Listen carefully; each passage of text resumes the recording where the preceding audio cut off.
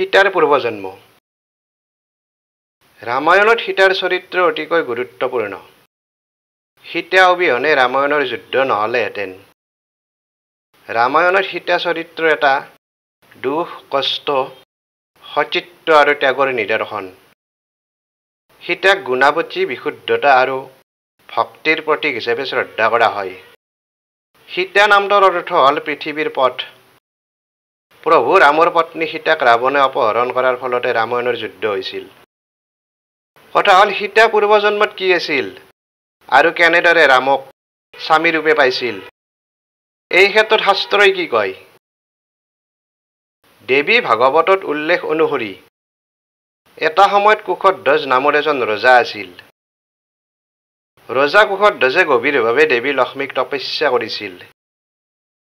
এদিন ৰজাৰ তপস্যাক স্বীকাৰ কৰি দেৱী লক্ষ্মীয়ে দেখা দি কুশধ্বজ ৰজাই দেৱী লক্ষ্মীক কৰা তপস্যাৰ কাৰণ সুধিছিল।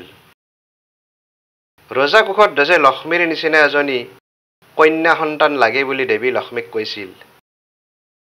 দেৱীয়ে হ'ব বুলি কৈ গুচি গৈছিল।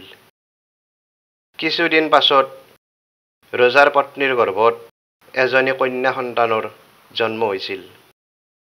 কন্যা সন্তানটি জন্ম হোৱাৰ পাছতে ৰজাই ঋষি-মুনিৰ দ্বাৰা গণনা কৰোঁতে ঋষিয়ে কৈছিল, ছোৱালীজনী বহুত ভাগ্যৱান, সৰ্বোত্তম গুণৰ অধিকাৰী আৰু দেৱী লক্ষ্মীৰে অংশ।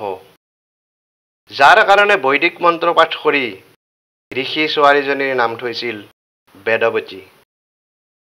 বেদৱতী সৰুৰে পৰা বিষ্ণুৰ ভক্ত আছিল। বেদৱতী ইমানে বিষ্ণু ভক্ত আছিল, ডাঙৰ হোৱাৰ পাছতো বিষ্ণুক ভক্তি তপস্যা কৰাৰ ফলত আন সকলো বাদ দিছিল। এদিন বেদৱতী তপস্যা কৰি থাকোঁতে এটা আকাশবাণীৰ যোগেদি বেদৱতীক সুধিলে, হে সুন্দৰী ধৰ্মপৰায়ণ দেৱী, তুমি কিয় দিনে ৰাতি ইমান গভীৰকৈ ভগৱান বিষ্ণুক তপস্যা কৰি আছা? বেদৱতীয়ে আকাশবাণীৰ উত্তৰত ক'লে, তাই ভগৱান বিষ্ণুক স্বামীৰূপে পাব বিচাৰে। আকাশবাণীৰ কণ্ঠস্বৰেও ক'লে, নিশ্চয় তোমাৰ আশা পূৰণ হ'ব আৰু পাছৰ জন্মত তুমি বিষ্ণুকে ৰামৰূপে স্বামী হিচাপে পাবা। সেইমতে সেইজনী বেদৱতীয়ে পাছৰ জন্মত সীতাৰূপে জন্ম লৈ ৰামক স্বামীৰূপে পাইছিল। অৰ্থাৎ সীতাৰ আগৰ জন্মৰ নাম আছিল বেদৱতী।